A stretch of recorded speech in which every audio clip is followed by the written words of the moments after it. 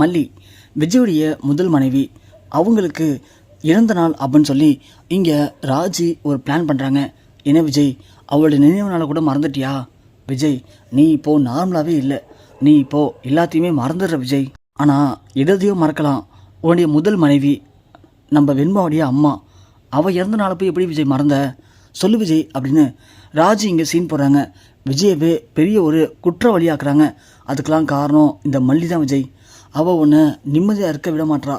அவளை பற்றியே யோசிக்கிற, அவளால் வெண்பாவுடைய வாழ்க்கை கெட்டுப்பிடுமோன்னு யோசிக்கிற. அதனால தான் விஜய் நீ இதெல்லாம் ஞாபகம் வச்சுக்கிறதே இல்லை.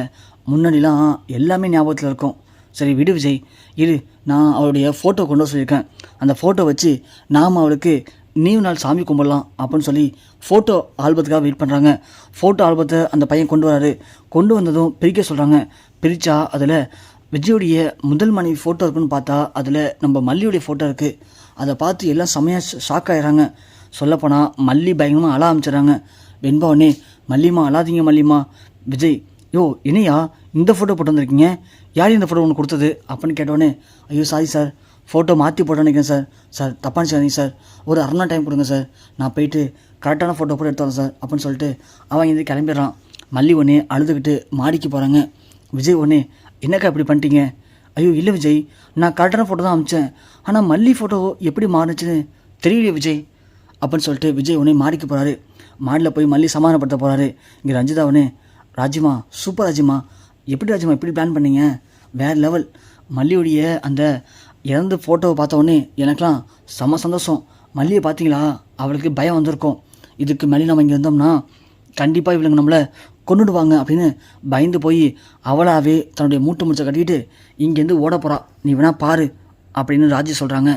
ரஞ்சிதா உடனே, கரெக்ட் ராஜிமா, நீங்கள் உண்மையிலேயே வேறு லெவல் ராஜிமா, ஆனால் இவ்வளோ பெரிய பிளானை போடுவீங்கன்னு சத்தியமாக யோசிச்சு பார்க்கவே இல்லை, சரியான பிளான் ராஜிமா அப்படின்னு ரஞ்சிதாவும் ராஜியை பாடிட்டு இருக்காங்க. இங்கே மாடிக்கு போன விஜய் மல்லியை பார்த்து, மல்லி ப்ளீஸ் மல்லி, அழாத மல்லி, எனக்காக இதை மன்னிச்சிரு மல்லி, எனக்கு தெரியும் கண்டிப்பாக இது எங்கள் அக்காவோடைய வேலையாவோ இல்லை அந்த ரஞ்சிதாவோட வேலையாவோ தான் இருக்கும். ஏன்னா அவங்களுக்கு ஆரம்பத்தில் ஒன்று பிடிக்கல, அது எனக்கு நல்லாவே தெரியும். இருந்தாலும் என்ன பண்ணி தொலைகிறது, எல்லாம் நம்ம சொந்தக்காரங்களாக இருக்காங்களே அப்படின்னு நானும் அமைதியாக போயிட்டுருக்கேன். ஆனால் அவங்க அதை ரொம்ப அட்வான்டேஜாக எடுத்துக்கிறாங்க. இருக்கட்டும், இதுக்கெலாம் ஒரு முடிவு கட்டுறேன்.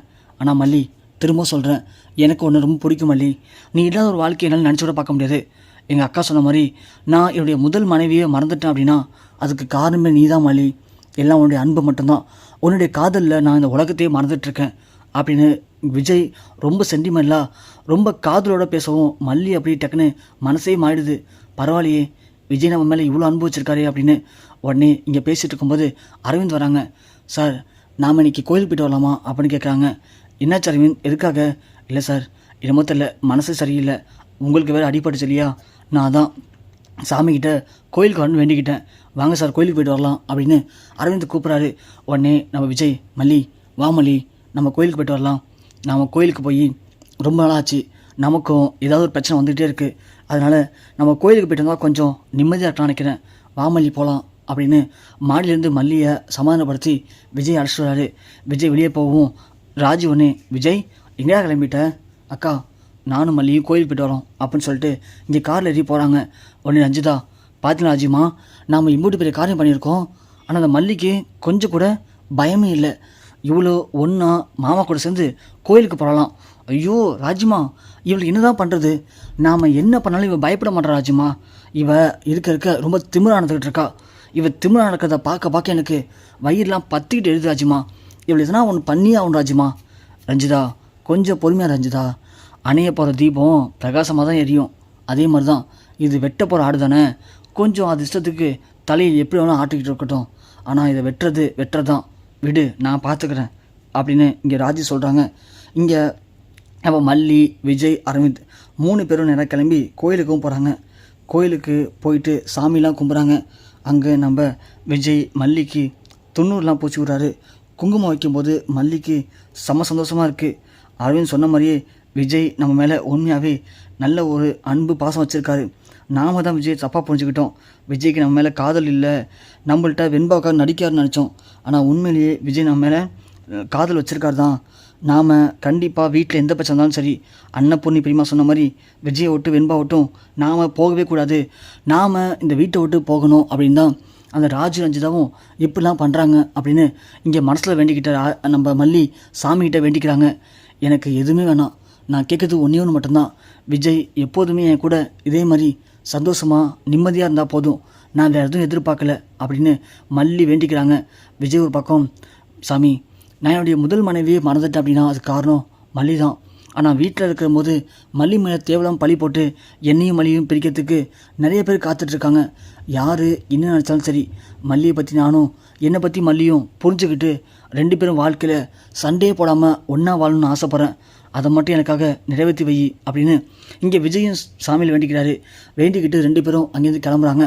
அரவிந்த் கூட 2 பேரும் போகும்போது கோயிலுக்கு வெளியில் ஒரு மரத்தடியில் ஒரு சாமியார் உட்காந்துருக்காரு.